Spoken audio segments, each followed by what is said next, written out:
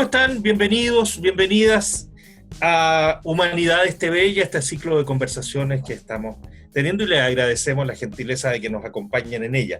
Hoy vamos a encarar un tema que está muy en la contingencia y que más aún, digamos que está dramáticamente de urgencia como tema, porque estamos viviendo el momento que ya se ha vivido en otros países, pero el momento en que la saturación de los espacios médicos, particularmente de las camas UCI, de los respiradores mecánicos, de la atención de urgencia, comienza a estar de la mano del dilema de a quién atiendo, bajo qué condiciones, cómo tomo esa decisión. En estos días se ha publicado o se va a publicar en la revista de la Universidad Complutense un artículo muy interesante y muy iluminador que han desarrollado un grupo de profesionales chilenos, y uno de ellos es con quien vamos a conversar hoy día, con Raúl Villarruel, que es doctor en filosofía, que es además magíster en bioética, profesor titular de la universidad, académico de nuestra Facultad de Humanidades y Filosofía. Raúl, un millón de gracias, un gusto, bienvenido y muchas gracias por esta conversación. Hola Felipe, muchísimas gracias por la invitación. A ver, es difícil encontrarle el punto de partida, pero si te parece, el tema de hoy es un tema de ética, pero no solo de ética médica. A mí me da la sensación que aquí están involucrados además otros elementos de salud pública, incluso de derechos humanos, de la dignidad de los pacientes, en fin, pone al equipo médico bajo esas circunstancias que comentábamos, de tener que de repente optar por qué hago con este paciente o con este otro, a quién pongo en esta cama crítica, lo pone en uno de los dilemas quizás más difíciles y complejos que puede enfrentar un equipo médico. Sí, efectivamente, se trata de un problema, como tú dices, muy complejo, porque uno podría pensar que frente a situaciones semejantes que se dan en la práctica médica, existe indudablemente, ¿no es cierto?, un criterio profesional, un criterio técnico al que los profesionales pueden echar mano para resolver dilemas o resolver situaciones, digamos, de difícil resolución. Y por lo tanto se podría confiar en que estarían asistidos, ¿no?, por un saber específico que proviene de su conocimiento disciplinario y por la formación que ellos han recibido a lo largo, ¿no es cierto?, de todos los años de estudio por los que han pasado previamente. Sin embargo, me da la impresión de que en este caso, ¿no?, ellos deben enfrentarse a una situación que es en esencia diferente, porque implica adoptar decisiones que no necesariamente tienen que ver con el criterio epidemiológico, podríamos decir, sino que tienen que ver también con una cuestión que refiere a la vida humana en su significado más profundo, porque se trata en circunstancias más críticas y, digamos, de concentración de problemas, de decidir quién puede seguir viviendo y quién no tiene que seguir viviendo, ¿no? Y eso no es una cuestión que simplemente dependa de un criterio provisto por un dispositivo técnico. Tiene que ver también con un criterio moral, ¿no?, del cual tienen que necesariamente estar provistos los profesionales y que uno podría pensar que es muy probable que ello no ocurra en algunos casos al menos, ¿no? Tenemos la confianza de que la formación que los profesionales han recibido los ha entrenado para poder, digamos, solventar ese criterio, pero podríamos dudar de que en todos los sujetos, ¿no?, ese criterio esté presente. ¿Y de dónde debería provenir ese criterio? Porque uno dice, ¿es un criterio de los médicos? ¿Es un criterio que se puede enseñar en las facultades de medicina? ¿Es un criterio que tiene que adoptar la sociedad en su conjunto? ¿Cómo estableces tus criterios donde, como tú muy bien lo dices, lo que está en juego es la vida de uno o de otro? Claro.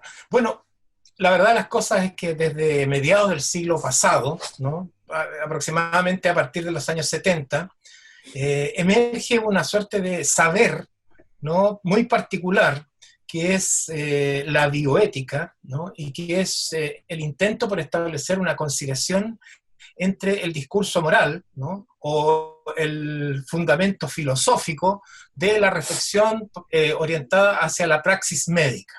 Y por lo tanto la bioética es una reflexión, ¿no es cierto?, de orden filosófico que ha tratado de profundizar la posibilidad de establecer algunos principios orientadores del comportamiento, particularmente referido entonces, ¿no es cierto?, a criterios clínicos, por ejemplo, para poder administrar situaciones de difícil resolución. para poder enfrentar conflictos que tienen que ver con, ¿no es cierto?, el comportamiento cotidiano de quienes se dedican a las profesiones sanitarias. Y en ese sentido, la bioética ha suministrado un conjunto de principios que son los que orientan de alguna manera estas decisiones y que son aquellos a los cuales hoy día podríamos apelar para poder pensar de qué manera tienen que decidirse estas situaciones tan complejas y tan críticas, ¿no?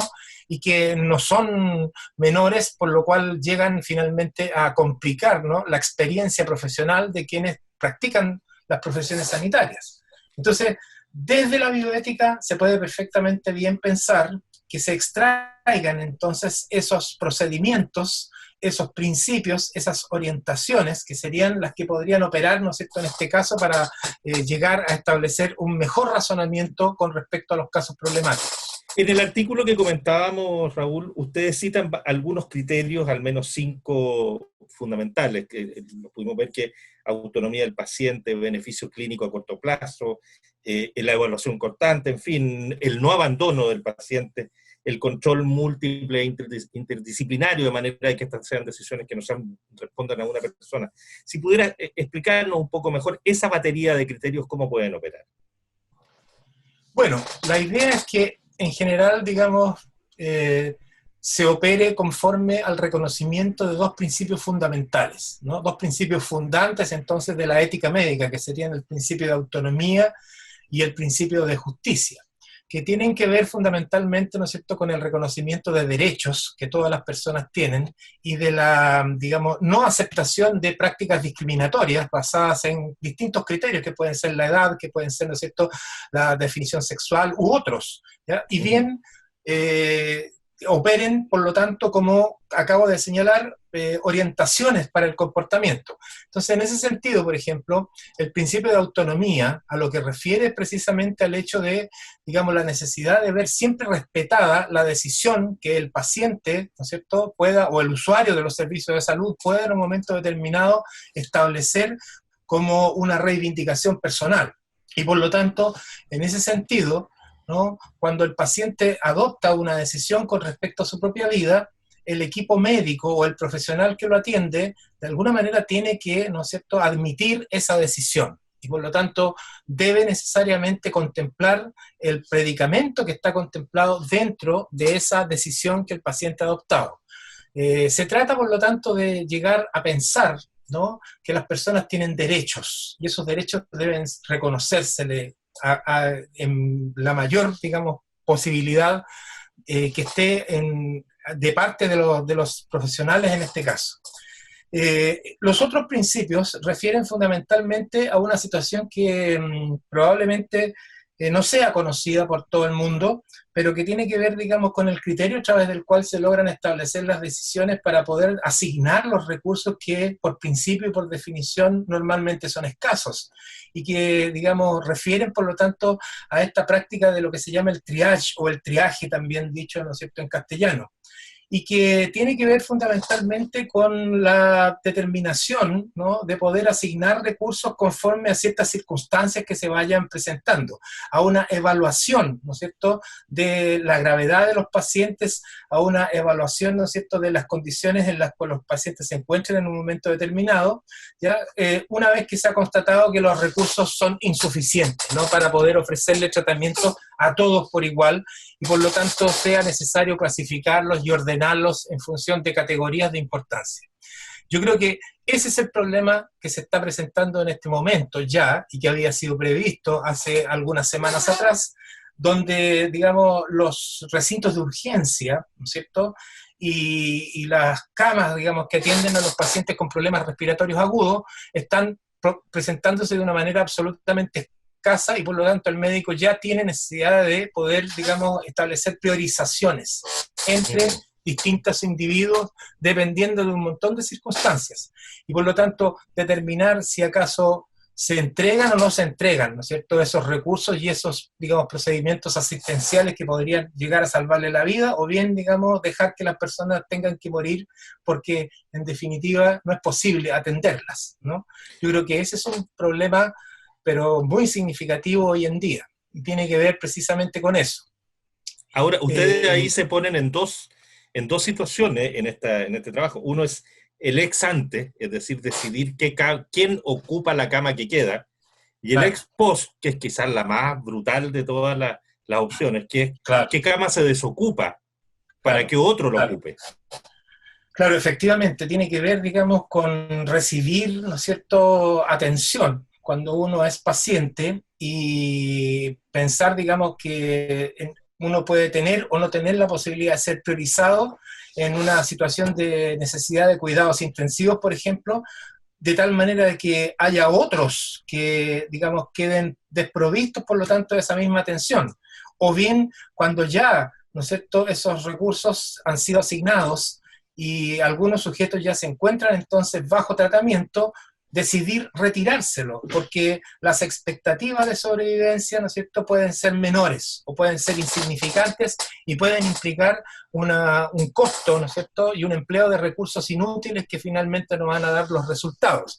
Hay indudablemente en todo esto una dimensión económica, en el más puro sentido, ¿no? Porque Algo medio también darwiniano, ¿no? podría uno entenderlo de esa manera, a menos de que uno quisiera entender que tiene que operar también un principio de justicia, ¿no? Porque de acuerdo con el principio de justicia, los recursos tienen que distribuirse equitativamente entre todos los usuarios. Y por lo tanto, no parece razonable pensar que en ciertas ocasiones los recursos que pueden ser utilizados por otras personas con mayores expectativas de sobrevivencia tengan que seguir utilizándose, digo, en algunas personas que en realidad no tienen un pronóstico favorable. Por lo tanto, uno podría pensar que o bien se trata de una cuestión media darwinista, como dices tú, o bien también que se trata de una cuestión de estricta justicia, ¿no? Ahí uno tendría que ser capaz de deliberar, ¿no es cierto?, respecto de qué es lo que mejor corresponde entender por esa situación. Yo creo que a nadie le gustaría tener que deliberar y tomar una decisión en ese terreno, porque hay como el extremo, ¿no? Es un señor que tiene, qué sé yo, 92 años y un cáncer terminal y lo más que puede es aguantar, perdón por el término, pero sobrevivir un mes más. Y tenemos acá un muchacho de 35 años que, qué sé yo, que necesita esto y que sus expectativas son enormes. Claro, se ve como más o menos claro, pero en una pandemia esa diferencia no es tan evidente, puede ser de pronto mucho más sutil, y ahí es mucho más difícil. Claro, bueno, si la idea precisamente, ¿no es cierto?, es tratar de detectar cuál es el paciente que va a sacar el mayor provecho de la intervención, además en el más corto tiempo, ¿no? Porque, Claro. insisto, hay una cuestión de economía de recursos que es muy importante, ¿no? Cuando los recursos son insuficientes para atenderlos a todos, deben ser empleados de la mejor manera, de la manera más razonable. Y por lo tanto aparece, ¿no es cierto?, la obligatoriedad prácticamente de establecer priorizaciones y por lo tanto adecuar esos esfuerzos terapéuticos, ¿no es cierto?, y detenerlos o limitarlos cuando la intervención, ¿no es verdad?, resulte fútil, cuando no conduzca finalmente a un resultado evidentemente. Por lo tanto, se requiere, ¿no es verdad?, establecer una suerte como de análisis de costo-beneficio, ¿no? Definitivamente lo que podríamos decir está detrás de esto y que es lo que opera indudablemente ante un escenario de escasez de recursos es un criterio utilitarista, ¿no? Tratar de obtener el mayor bienestar para el mayor número de personas.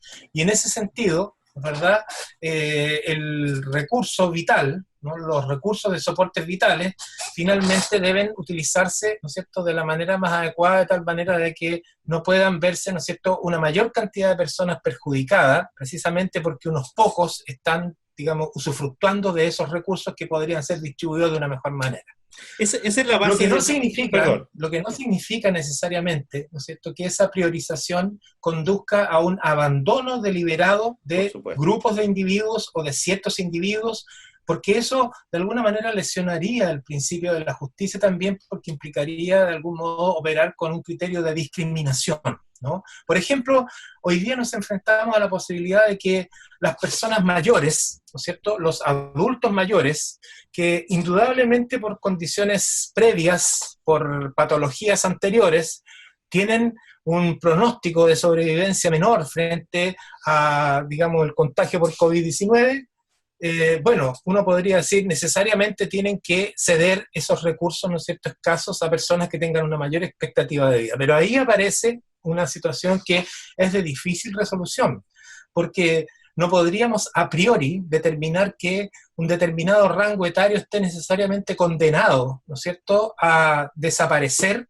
porque es necesario, ¿no es verdad?, privilegiar a aquellos que tienen una mayor expectativa de vida, ¿no? Esa es una decisión tremendamente difícil y que requiere, ¿no es verdad?, de un criterio muy fundado para poder ser adoptada. Por último, Raúl, ¿esto debería traducirse en algún protocolo estricto y universal para que, para que la toma de decisiones no recaiga, digamos, en la conciencia finalmente de equipos particulares médicos?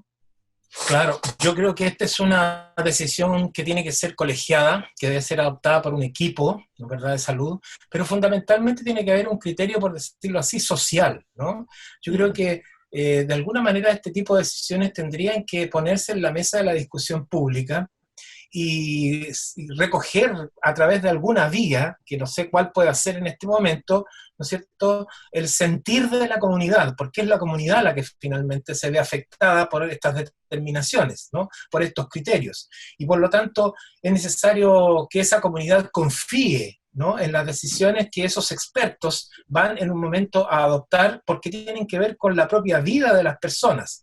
Y por lo tanto, los procedimientos que resguarden la vida son procedimientos que tienen que, ¿no es cierto?, contar con la garantía de ser creíbles para la población.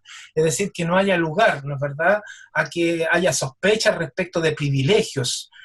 Porque hemos tenido ocasión de ver que algunas personas han tenido, ¿no es cierto?, algunas garantías por sobre la mayoría de la gente para ser trasladadas, por ejemplo, ¿no?, a obtener mejores condiciones sanitarias que el grueso de la población. Han sido trasladadas, ¿no es cierto?, en medios aéreos para rápidamente acceder, ¿no?, a esas posibilidades. Pero eso es una cuestión que no puede ocurrir, ¿no?, porque indudablemente tiene que haber justicia, tiene que haber una equidad, tiene que haber un reparto equitativo de los recursos en la mayor medida de lo posible. Y eso, de algún modo, tiene que estar sustentado entonces por el juicio de la comunidad. Yo creo que se trata de una cuestión de salud pública y, en cierto modo, la ética que sustenta esa salud pública es fundamental en este caso porque tiene que estar en consonancia con el interés público. Raúl Villarroel, director del CDEA, profesor titular de nuestra universidad y de la Facultad, por supuesto, de Humanidades, de Filosofía y Humanidades. 1.000.000 de gracias por esta conversación de este tema tan, Muchas gracias, tan Felipe. complejo. Encantado. Gracias a ti. Hasta luego. Hasta luego.